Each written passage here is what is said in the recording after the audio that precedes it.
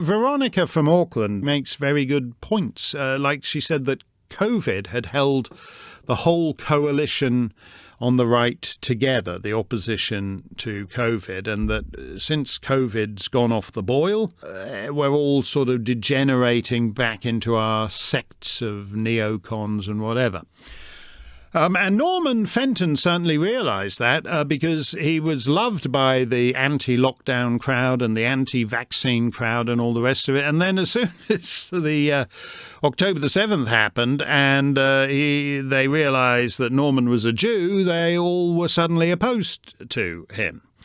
And it's tough. It's tough. It's tough realising that it's tough for both parties, because it's tough for Norman to realise that no matter how much good sense he talked on COVID and vaccines, in the end, to all his former colleagues, he's just a Jew. And it's tough for all his former colleagues to realise that this guy who was talking so much sense about all the stuff they cared about turns out to be oh my God, he's a Jew. So it's a terrible thing for both parties.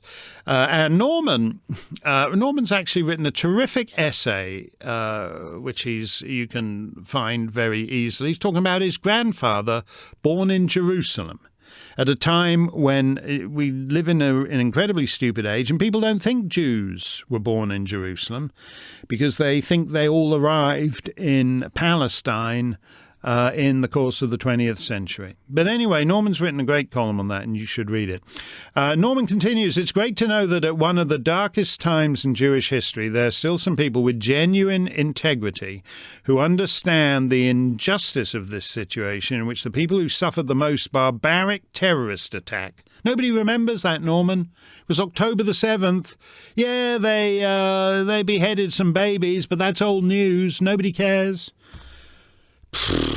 Norman says the people who suffered the most barbaric terrorist attack and whose very existence is now threatened on multiple fronts get cast as the villains.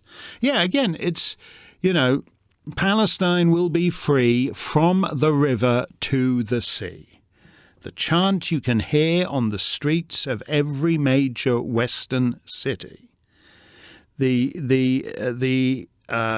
That's an explicit pledge of genocide.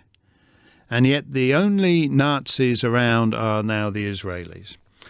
And Norman adds, all while we have to observe the alliance of Muslims and progressives everywhere supporting the terrorists and demanding our destruction. But I've noticed, I won't mention any names, that some of your frequent guests have been either ambivalent about the situation, taken the moral equivalence route, or in one case simply swallowed the Hamas propaganda. How do you feel about that? It seems at least disrespectful to you. Actually, they're also fairly friendly with you, Norman. You had by far the best photographs out of the Mark Steyn cruise, in which you were with some very fetching ladies in almost every shot. The disrespect to me is the least of it, and likewise disrespect to you. As I said, I think this is, in some cases, it's the generational thing. People under 50 or wherever you want to put it, the Holocaust doesn't have a purchase on them, and that's because we're a long way removed now from people who had Holocaust survivors in their neighborhoods and all the rest of it. And so, as I said, they don't frame it through that lens. They frame it through this identity politics lens where, as I said in that column almost 20 years ago, Jews were never accepted as white men when they were in Europe. The minute they're forced out of Europe and into the Middle East, they're suddenly, the acme of white men and of white privilege. That's just where identity politics is a moralizing thing, and that gets that. I'd also say, when you're talking, I'm not sure who you're referring to, but I've seen a couple of tweets that have crossed the transom. And I think that in some cases, they don't see the whole point. One of the raps against the Jews is that Jews control the media.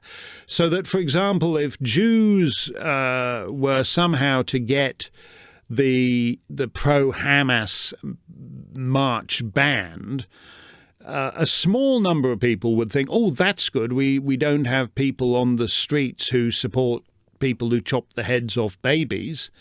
But a whole bunch of other people would see it simply as evidence of how Jews control the media and thus get their way. And I would say beyond that, there's just this isn't really in defense. I think it's a statement of fact that the world is unraveling. There are hundreds of thousands dead in Ukraine for no other reason than that for some reason there are people in Washington, plus Boris Johnson and one or two others, who want to keep it all going. And these people think that, as I said earlier, America can't win any wars, so why you would want to encourage a new one is weird, because if you've got any American help, you're probably doomed to lose anyway. I mean, one of the reasons why October the 7th happened was not just a failure of Israeli intelligence, but a failure of American intelligence based in Qatar, which is also where Hamas are based. So they're a bit like that story I was talking about with the jihadist from the Paris Bataclan attacks, living in Brussels openly in plain sight of police headquarters across the street, and me saying I didn't believe that the Brussels authorities could not have known. I don't really believe, as I think about it, that the US authorities could not have known, given that they're neighbors of the Hamas guys in Qatar, what's going on. I understand where you're going with this. I think there's two things going on. One, there is a generational shift, which is going to make it hugely difficult for Jews in the years to come. That is a fact. That's one of the reasons I was sentimental enough to pick Cinderella Rockefeller as my song of the week, because it was strange to me thinking how back in the 60s, to the young people, Israel was cool. There were non-Jews who went and hung out on kibbutzes because they thought it was the way of the future. And it isn't that way now among the young. And that is distressing to me. I certainly don't want to think that friends of mine are making common cause with barbarians, because as I always say, your self-interest should lead you not to do that. And, that is the real thing here, that what I got into when I talking with this French demographer about the point de bascule, the tipping point, that you have inflicted so much damage on your own society that basically now the barbarians, it's not the barbarian invasions anymore. They're recruiting from the native populations, which is a creepy way to think about all that.